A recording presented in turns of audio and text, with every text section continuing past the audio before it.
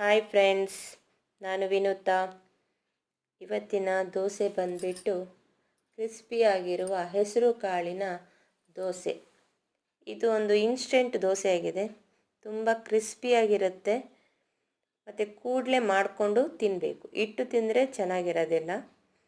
ಇದಕ್ಕೆ ಬೇಕಾಗುವ ಸಾಮಗ್ರಿಗಳು: 1.5 ಲೋಟ ಆಗುವಷ್ಟು ಹೆಸರು ಕಾಳು, 1/4 ಭಾಗ ಆಗುವಷ್ಟು ಅಕ್ಕಿ, 1/4 ಭಾಗ ಆಗುವಷ್ಟು ಉದ್ದಿನಬೇಳೆ. ಇವೆಲ್ಲವನ್ನು ಚೆನ್ನಾಗಿ ತೊಳೆದು ರಾತ್ರಿ ನೆನೆಸಿಡಬೇಕು. ಇದನ್ನು ಬೆಳಿಗ್ಗೆ ನೆನೆಸೋದಲ್ಲ. ಬೆಳಿಗ್ಗೆ ನೆನೆಸು ನೈಟು ಫರ್ಮೆಂಟೇಷನ್ ಇಡಬೇಕಂತಿಲ್ಲ. ಕೂಡಲೇ ಕಡ್ದುಬಿಟ್ಟು ಇದನ್ನು ಮಾಡೋದು.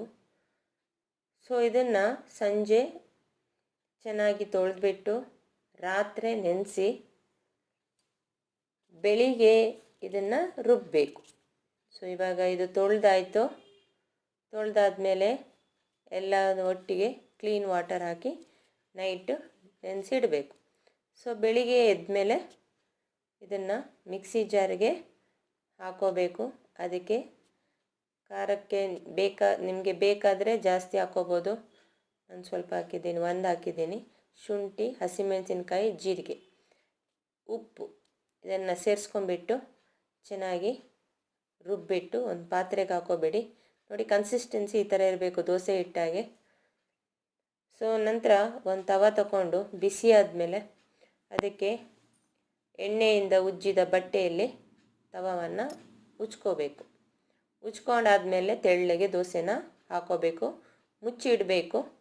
ಕ್ರಿಸ್ಪಿಯಾಗಿರುತ್ತೆ. ಆವಾಗ ತುಪ್ಪನ ಸವರ್ಸ್ಕೋಬೇಕು. ತುಪ್ಪನ ಸವರ್ಸ್ಕೊಂಡ್ಬಿಟ್ಟು ಮಗ್ಚಿ ಹಾಕಬೇಕು. ಮಗ್ಚಿ ಹಾಕೋಬಿಟ್ಟು ಒಂದು 2 ನಿಮಿಷ ಬೇಯಿಸ್ಕೊಂಡ್ಬಿಟ್ಟು ಮತ್ತೆ ತೆಗೆದು ಹಾಕೋಬೇಕು ಪ್ಲೇಟ್ಗೆ. ನೋಡ್ಬೋದು. ಇವಾಗ ಇನ್ನೊಂದು ದೋಸೆ, ಅದೇ ಎಣ್ಣೆ ಉಜ್ಜಿದ ಬಟ್ಟೆಯಲ್ಲಿ ಉಜ್ಕೋಬೇಕು ತವಾನ.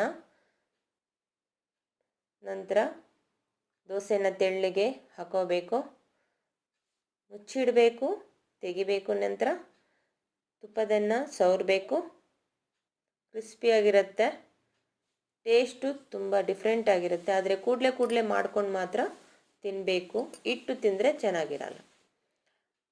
ಇವಾಗ ನೋಡ್ಬೋದು, ಮಗ್ಚಿ ಹಾಕಿಬಿಟ್ಟು ಮತ್ತೆ ಕಾಯಿಸ್ಕೊಂಡು ಮತ್ತೆ ನೀವು ತೆಗಿಬೇಕು ಪ್ಲೇಟಿಗೆ. ಸೊ ಈ ರೆಸಿಪಿ ನಿಮಗೆ ಇಷ್ಟ ಆದಲ್ಲಿ ಲೈಕ್, ಶೇರ್, ಸಬ್ಸ್ಕ್ರೈಬ್ ಮಾಡಿ. ಇದನ್ನು ಕೆಂಪು ಚಟ್ನಿಯೊಂದಿಗೆ ಇಟ್ಟಿದ್ದೀನಿ. Thank you friends.